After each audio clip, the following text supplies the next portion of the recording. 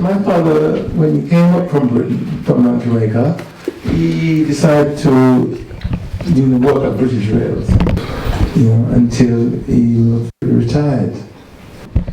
He's quite intelligent and he's a bit clever, and he passed the test to become an engine driver. And then when the management of British Rails saw this, they decided that British people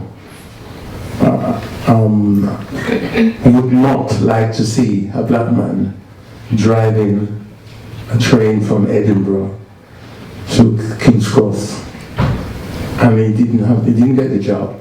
But unlike me, my father did not push any further. He was just so angry that he just left it. Me, I would go and tear the place down.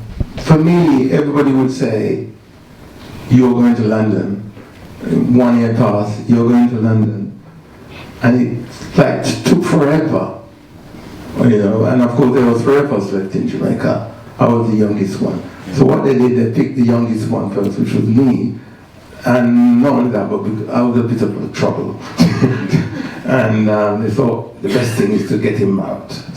My grandmother, my mother's mother, is a avid churchgoer. She will go to church 3 times a day on a Sunday. And obviously I didn't want to go. So when I arrived here, I noticed that my mother, which is my grandmother's daughter, were not going to church. And I thought, that's strange. Your mother goes 3 times a day and you're not going at all. So I said, "Mommy, why don't you go to church?" And she said, "Well, I went to church some time ago and the vicar called me aside at the end of the service and say, 'Thank you, Mrs. Kenlock, for coming to church. But we would be grateful if you didn't come back next week or any other week because the congregation is not happy.'" Well, it was taken in Brixton, and this is the way we would dress to go to Brixton in those days. Suits and sometimes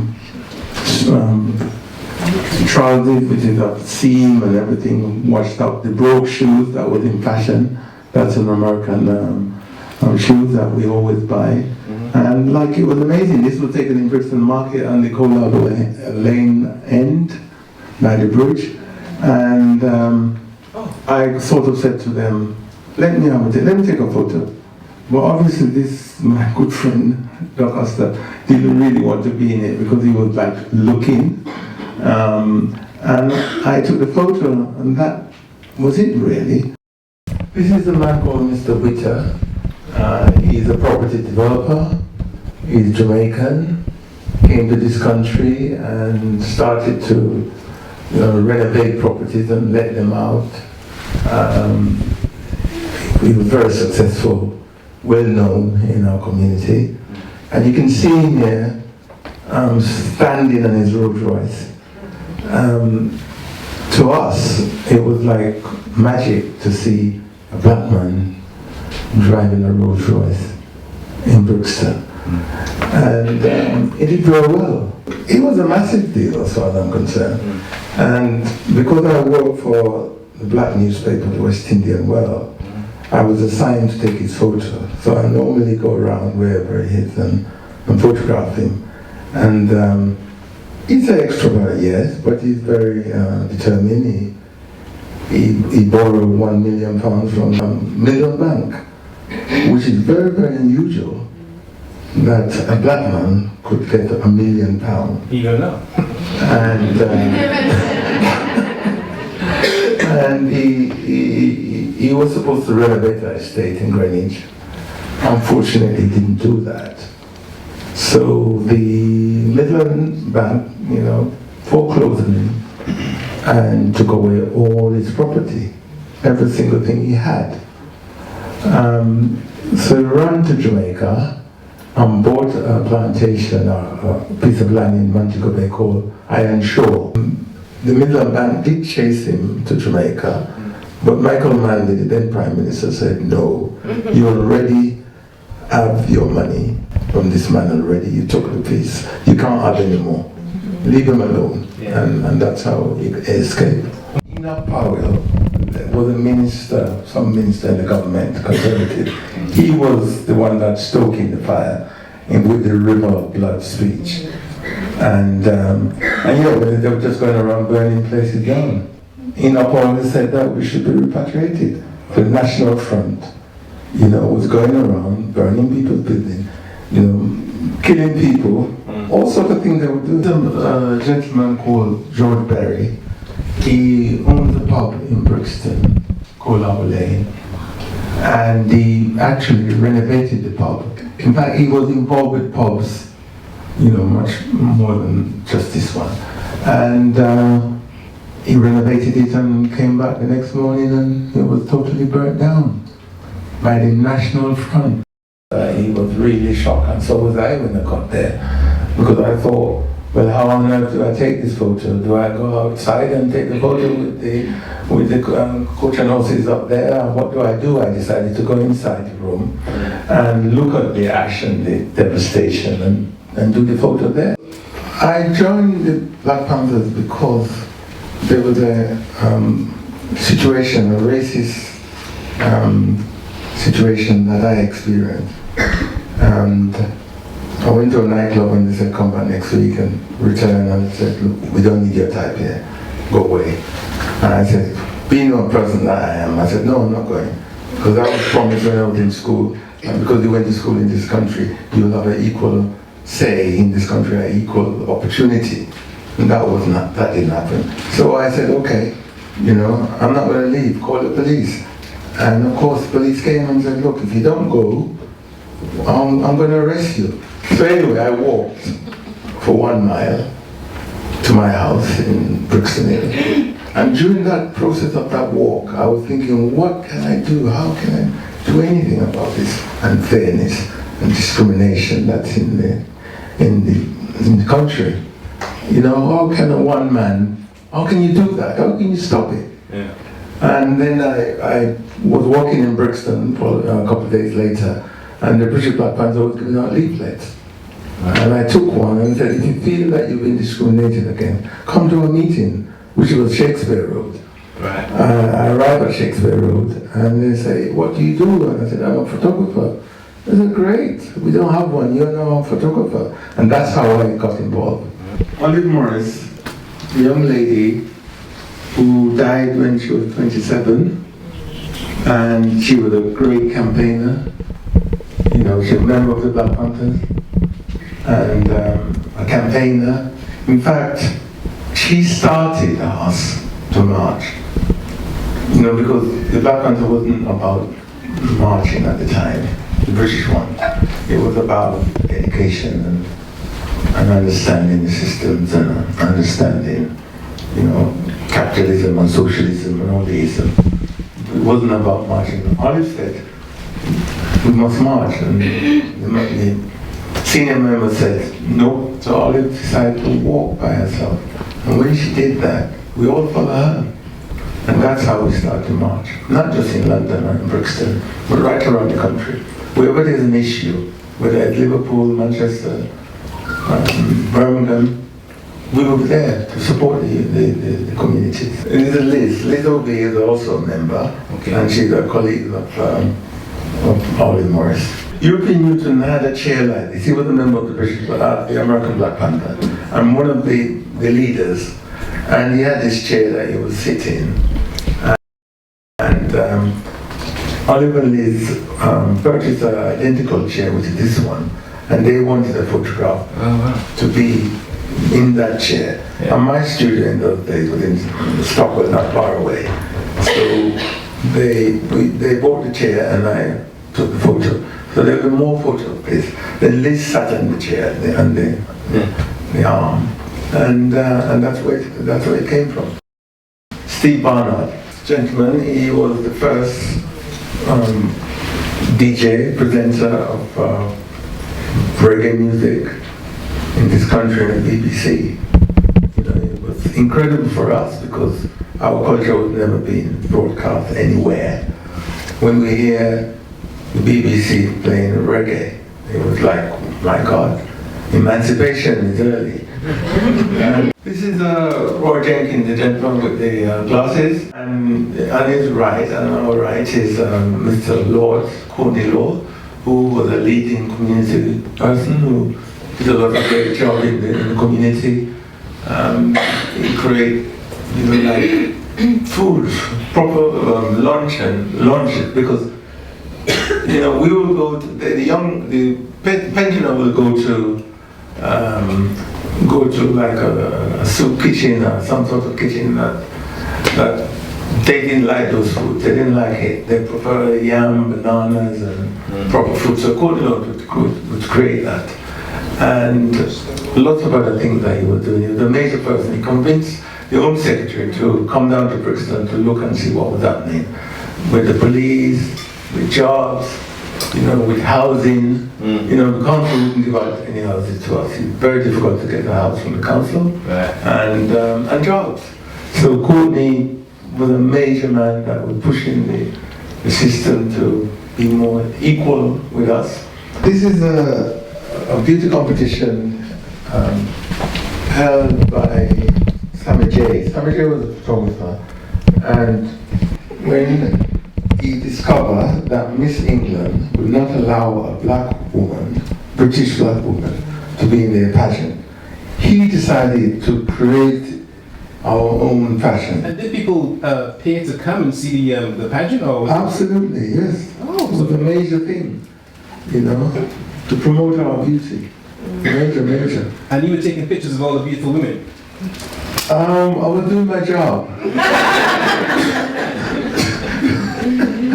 Come back again. First black-owned successful newspaper. Okay. And I was blessed to be their photographer. Right. And I worked and took photographs, not just in this country, in the Caribbean, Trinidad, in Barbados, in St. Lucia, Jamaica. But unfortunately, I wasn't paid. But I was happy because my name was going out there. Right. And we have these wonderful images. Yeah. Oh, this is a typical Black Panther march. We have the panther up there. Yeah. We have these guys in the background with the berry. Yeah. And everybody must have a berry. Every member except this one. You must have some sort of a thing on your body so that we can know who you are. And this would be like very, very strong demonstration that people are absolutely frightened. They come out their house and they hear, I'm black and I'm proud. Say it loud, I'm black and I'm proud. And people used to come and join us. But the purpose was to do something about discrimination and to be respected in this country and be part of what we work for as slaves. We had something new then where we decided to take the action or take things in our hands. Because there was nobody was there to protect us, so we just started to march. We started to do things. We started to understand ourselves, understand the country, and the history, and we decided to just do those things and let the society know that we're not prepared to take it any longer. Our parents probably would accept that, but we're not going to do that. And that's what we were doing, to make a difference. And I think we're fairly successful, but we wanted to make sure that people understand that. And that's why we wear the beret and the cap, and we have a power piece that we raised and what have you. And that's what we did. We went out there and said, look, we're not putting up with this. Of course our parents were worried and afraid that things will happen to us, but fortunately nothing happened. Basically this is the head office of the West Indian World newspaper, and they're from Islington. And sitting there, that gentleman, the editor, Russell Pear, he passed away. The other gentleman is Tony Douglas, which is my bosom friend. We always travel around together. And this was the actual offices of the West Indian World. You can see they were way ahead of us. Way ahead of us. You can see Equiano. Yeah.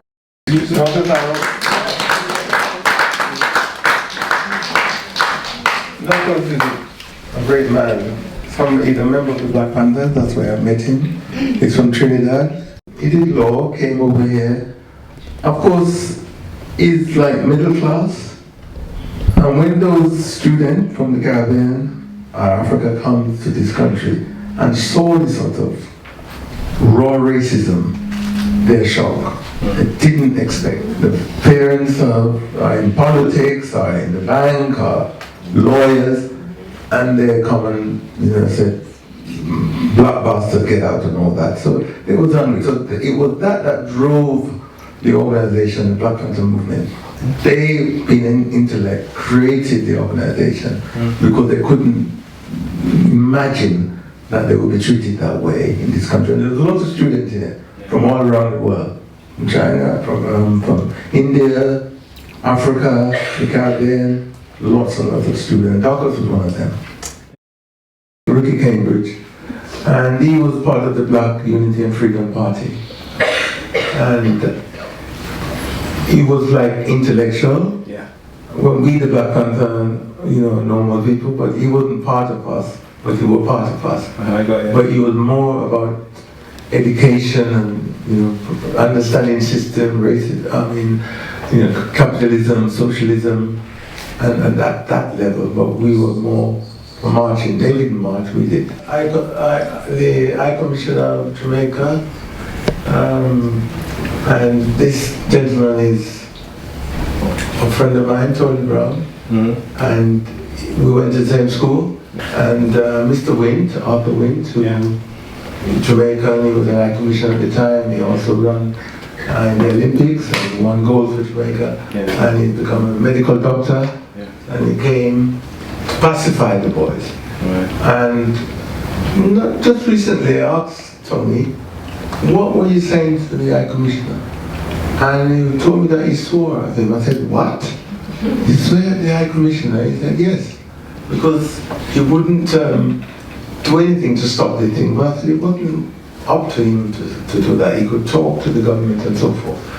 Yeah. So that's what this image is around. It's Renton Road. You can see the Methodist Church, and there was a lot of issues going on. Lord Pitt did medicine like Arthur Wint in Grenada, and he came to London to finish up his course, and decided that he wanted to set up a surgery in Euston, which he did. By day he would look after his patients, and by night he would talk politics. But of course the National Front didn't like that, so they burned down his surgery. What? Oh, yes. Burned it right down to the ground. I didn't know that. Yep. In fact, when we had the exhibition in Brixton, his son, Bruce, Peter and Mandy, came, and when they saw this photograph, tears coming down his eyes, crying. He'd never seen his father like this before. And that's some of the impact that the images have, because family and friends have never seen them. They absolutely knew. So it's amazing how he was treated. So he